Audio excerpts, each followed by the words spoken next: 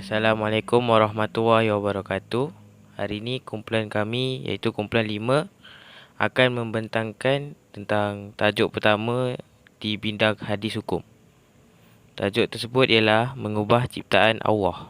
Di dalam tajuk ini kami akan menerangkan tentang hukum-hukum yang terdapat di dalam hadis yang berkaitan tentang mengubah ciptaan Allah. Terdapat 6 hasil pelajaran yang akan kita perolehi di dalam bab ini. Yang pertama ialah mengatakan tuntutan hukum berdasarkan hadis. Kedua, mengatakan maksud mengubah ciptaan Allah di dalam hadis tersebut.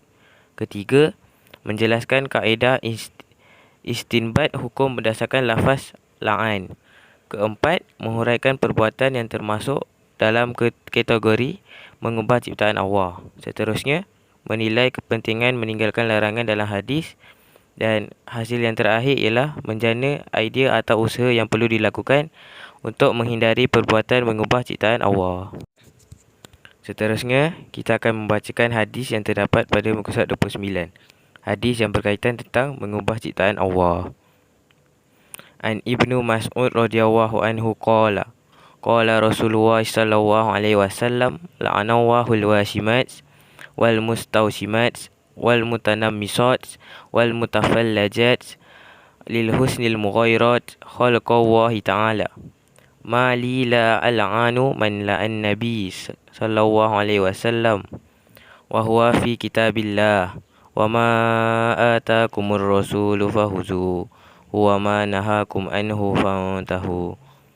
Artinya, daripada Ibnu Mas'ud radhiyallahu anhu katanya, Rasulullah sallallahu alaihi wasallam bersabda, Allah melaknat perempuan yang membuat tatu dan meminta dibuat tatu, mencukur alis dan menjarangkan gigi untuk kecantikan dengan mengubah ciptaan Allah Subhanahu wa taala. Kenapakah saya tidak boleh melaknat orang yang dilaknat oleh Rasulullah sallallahu alaihi wasallam sedangkan disebut di dalam Al-Quran? Apa sahaja yang dibawa oleh Rasulullah sallallahu alaihi wasallam maka terimalah, dan apa sahaja yang dilarangnya maka jauhilah. Riwayat Al-Bukhari. Seterusnya, tuntutan hukum berdasarkan hadis. Hadis ini menjelaskan tentang perbuatan yang sangat dibenci oleh Allah Subhanahu wa taala, bahkan dilarang dan mendapat laknat serta kemurkaannya. Antara perkara yang dilarang di dalam hadis di atas ialah melukis tatu atau meminta dibuat tatu, mencukur alis dan menjarakkan gigi untuk kecantikan yang mengubah ciptaan Allah Subhanahu wa taala. Selain itu, termasuklah melakukan pembedahan plastik supaya kelihatan cantik, menukar jantina, membesarkan payudara dan juga menyambung rambut. Perkara-perkara seperti pembedahan plastik, menukar jantina, membesarkan payudara dan menyambung rambut sangat terkenal pada waktu kini. Tetapi hukumnya adalah haram dan dibenci oleh Allah Subhanahu wa taala. Larangan yang tegas bukan sahaja menjaga kemaslihatan umat Islam, tetapi memelihara diri daripada melakukan pengubahsuaian seperti yang dilarang oleh Islam, iaitu pengubahsuaian yang kekal. Terus, larangan yang keras bukan sahaja menjaga maqasid syariah, tetapi memelihara diri daripada berhias secara berlebihan. Maksudnya, kat sini kita boleh berhias untuk mencantikkan diri, tetapi ada batasnya. Larangan ini juga menuntut umat Islam kepada hukum pengharaman pengubahsuaian, kerana perbuatan ini berpunca daripada hasutan syaitan yang sentiasa mendorong manusia ke arah perbuatan negatif seperti yang terdapat di dalam hadis. Firman Allah dalam surah An-Nisa ayat 119 bermaksud, dan demi sesungguhnya aku, iaitu syaitan, akan menyuruh dan menyesatkan manusia dari kebenaran, dan aku akan menyuruh mereka mengubah ciptaan Allah. Dan ingatlah, sesiapa yang mengambil syaitan menjadi pemimpin yang ditaati selain dari Allah, maka sesungguhnya rugilah ia dengan kerugian yang terang lagi nyata. Assalamualaikum warahmatullahi wabarakatuh. Okey, pada surat 30, firman Allah Subhanahu wa taala yang bermaksud, dan aku pasti akan sesatkan mereka, dan aku akan bangkitkan angan-angan kosong pada mereka, serta aku akan suruh mereka memotong telinga-telinga binatang ternakan, dan aku akan suruh mereka mengubah ciptaan Allah. Siapa yang menjadikan syaitan sebagai pelindungnya, pelindung selain Allah Subhanahu Wa Taala, sesungguhnya dia akan menderita kerugian yang nyata.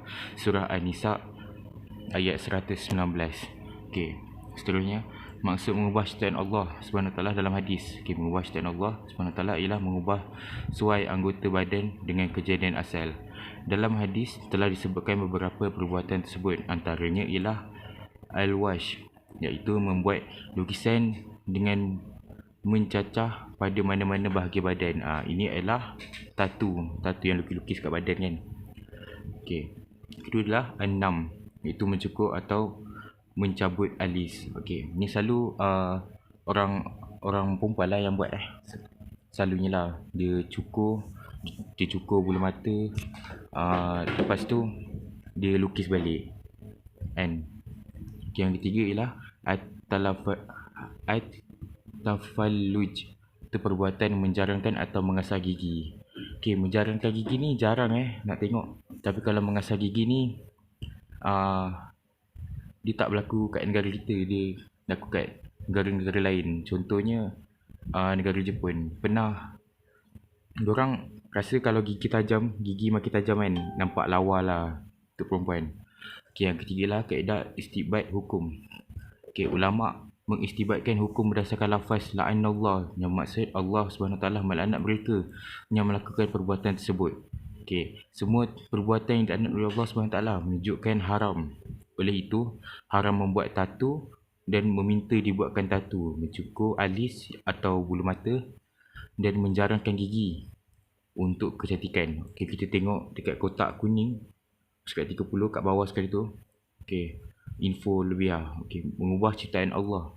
Kotak kanan tu ini jauh haram. Mencabar kekuasaan Allah SWT, memudaratkan, meniru perbuatan orang kafir, kecantikan. Memudarat ni contoh macam beberapa suku kaum di Afrika yang diorang tindih-tindih lah, dekat lidah diorang buat lubang lah, dekat dagu diorang tak piring lah kan. Meniru perbuatan orang kafir, contoh mewarna rambut dengan warna merah, warna oranye, and yang selain daripada warna inai yang orang kafir selalu buat, warna purple lah, warna putih lah. Kecantikan ni macam tadi lah, menajamkan gigi, jaga gigi. Okay, kotak sebelah dia lah harus pemulihan, rekonstruktif. Contohnya macam gigi jarang. Kan gigi jarang ni tak normal kan. Tak normal lah, sebab orang semua gigi rapat-rapat. Lepas tu dia pun pakailah braces, sebab nak braces yang besi tu kan, nak rapatkan. Perbuatan yang dikategorikan sebagai mengubah ciptaan Allah Subhanahu Wa Taala berdasarkan lafaz lil husni al mughairati khalaqallahu taala. Yang pertama adalah mengubah anggota badan. Manusia merupakan makhluk yang amat sempurna berbanding makhluk-makhluk lain. Manusia juga diberikan akal untuk berfikir sebelum melakukan sesuatu perkara. Manusia juga mempunyai nikmat tubuh badan yang sihat. Antara perbuatan yang dilaknat oleh Allah Subhanahu Wa Taala adalah membuat tatu. Tatu merupakan satu proses cacahan di mana jarum akan dicocok di anggota badan dan akan mengalirkan darah, serta ianya bersifat kekal. Rasulullah SAW melaknat perkara ini, dan sabda baginda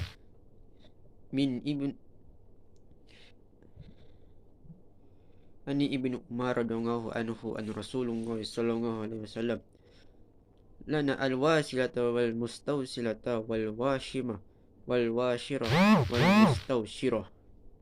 Artinya, daripada Ibnu Umar radhiyallahu anhu, Rasulullah sallallahu alaihi wasallam melaknat manusia yang menyambung dan meminta rambutnya disambungkan, perempuan yang membuat tatu, serta yang mengasah giginya dan yang meminta diasah giginya. Perbuatan kedua pula adalah menjarangkan gigi. Perbuatan ini termasuk di dalam hadis dan ia bertujuan semata-mata untuk kelihatan cantik serta mempunyai unsur penipuan. Namun diharuskan jika ianya bertujuan untuk memperbaiki diri dan memulih kerosakan pada gigi seperti karis gigi dan bibir sumbing. Perbuatan yang ketiga adalah mencukur alis. Mencukur alis merupakan satu perbuatan atau amalan yang dilakukan oleh sebahagian masyarakat, iaitu mencabut atau mencukur atau menghilangkan alis tersebut. Dengan apa cara sekalipun, perbuatan ini dihukumkan haram dan dilaknat oleh Rasulullah SAW. Perbuatan yang kedua yang dikategorikan, kategori yang kedua untuk mengubah ciptaan Allah Subhanahu Wa Taala adalah menyambung atau mencantumkan rambut. Perbuatan menyambung atau mencantumkan rambut ini adalah amat ditegahkan sama sekali dan dihukumkan haram kerana ia mengandungi unsur-unsur yang boleh menyebabkan penipuan dan mengubah ciptaan Allah Subhanahu Wa Taala. Menyambung rambut dan atau mencantumkan rambut serta memakai rambut palsu dihukumkan haram sifatnya. Kategori yang ketiga pula adalah mewarnakan rambut. Perbuatan mewarnakan rambut ini adalah perbuatan mewarnakan rambut daripada rambut asal ini dihukumkan haram. Ia menjadi haram apabila menggunakan bahan yang tidak halal atau najis. Yang kedua adalah meniru orang kafir. Hingga mewarna uban dengan warna hitam. Tetapi mewarnakan rambut hukumnya menjadi halal apabila menggunakan inai atau katam ataupun digunakan ketika perang untuk mengelirukan musuh. Kategori yang keempat pula adalah melakukan pengubahsuaian jantina lelaki kepada perempuan dan sebaliknya. Hal ini merupakan perbuatan yang dilaknat Rasulullah SAW. Dia tegah sama sekali. Hal ini pernah berlaku di zaman Nabi Lut, di mana kaumnya telah pun ditimpa bencana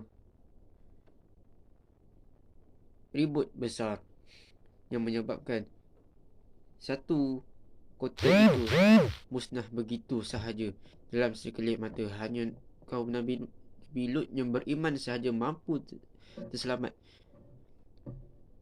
daripada bencana besar tersebut. Daripada hadis baginda Nabi Muhammad SAW, an Ibnu Abbas radhiyallahu anhu qala la'ana Rasulullah SAW al-munshabbihina min ar-rajali min nisa' wal mutasyabbihati minan nisa'i bir rajali. Artinya, daripada Ibnu Abbas radhiyallahu anhu, katanya Rasulullah SAW melaknat lelaki yang meniru-niru gaya perempuan dan perempuan yang meniru gaya-gaya lelaki. Okey, berikut adalah pengubahan yang dibenarkan dan juga dilarang. Antara contoh pengubahan yang dibenarkan ialah proses pemindahan organ. Okay, kalau kita memindahkan organ ataupun mengambil organ ataupun anggota badan daripada seseorang yang sudah meninggal ataupun yang masih hidup, kita memindahkan kepada orang yang lebih memerlukan untuk meneruskan kehidupannya. Okey, contoh organ-organ yang dipindah ialah mata, jantung, hati dan juga buah pinggang. Okey, pemindahan organ ini telah diutarakan hukumnya harus oleh Mufti Mesir demi tujuan rekonstruktif. Okey, tujuan rekonstruktif ni adalah untuk perubatan, untuk kita memberikan organ kepada seseorang untuk dia meneruskan kehidupannya. Okey, pemindahan plastik ni hukumnya akan berubah menjadi haram apabila pemindahan plastik bertujuan untuk kosmetik. Okey, tujuan kosmetik ni adalah untuk tujuan kecantikan lah. Contohnya kita mengubah hidung kita daripada penyek kepada mancung, ataupun kita mengubahkan warna kulit kita daripada hitam ke putih. Okey, contoh yang kedua adalah pemindahan plastik. Hukumnya harus apabila pemindahan plastik ini bertujuan untuk perubatan. Contohnya kita memulihkan bahagian-bahagian tubuh ataupun muka yang rosak ataupun mengalami kecacatan. Okey, contohnya kita mengambil bahagian daging peha dan menampal pada bibir yang sumbing. Berikut merupakan kepentingan meninggalkan larangan dalam hadis. Yang pertama, kita menjadi individu Muslim yang sentiasa bersyukur dan menghargai ciptaan Allah SWT. Yang kedua, kita sentiasa yakin dan redha dengan kejadian diri serta mengakui Allah SWT sebagai sebaik-baik pencipta. Yang ketiga, untuk menghindarkan perasaan takbur dan sombong kerana kecantikan yang dimiliki. Yang keempat, menjauhi unsur-unsur penipuan dan kepalsuan. Yang terakhir, kita boleh menjejaskan kesihatan serta mendatangkan kerosakan tubuh badan. Berikut merupakan antara usaha untuk menghindari perbuatan yang mengubah ciptaan Allah. Yang pertama, kita berusaha mendalami dan mempelajari hukum hakam tentang Islam daripada mereka yang pakar dan bertauliah dalam bidang agama. Yang kedua, kita mengadakan aktiviti keagamaan seperti dialog ilmiah ataupun forum perdana ataupun hal ehwal Islam yang memberikan penjelasan tentang bahaya pengubahsuaian penciptaan Allah SWT kepada diri sendiri. Yang ketiga, kita boleh sentiasa bersyukur dengan kejadian diri yang sempurna di samping meyakini hanya Allah SWT sebaik-baik pencipta. Yang keempat, kita boleh memperbanyakkan zikir kepada Allah melalui amalan-amalan soleh di samping banyak berdoa supaya dilindungi daripada terjebak melakukan perbuatan pengubahsuaian yang dilarang kerana menurut kehendak hawa nafsu. Yang kelima, kita boleh memilih rakan sebaya yang baik dan berakhlak mulia. Yang terakhir adalah pihak berkuasa boleh menguatkuasakan undang-undang bagi memproses mendidik masyarakat Islam supaya sentiasa menjaga dan mematuhi syariah dengan betul.